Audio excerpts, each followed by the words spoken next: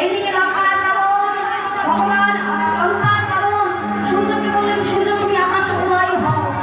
এই রামচন্দ্রের ভাইকে মারার জন্য অসময় উদয় হয়েছিল সূর্যদেব আকাশে।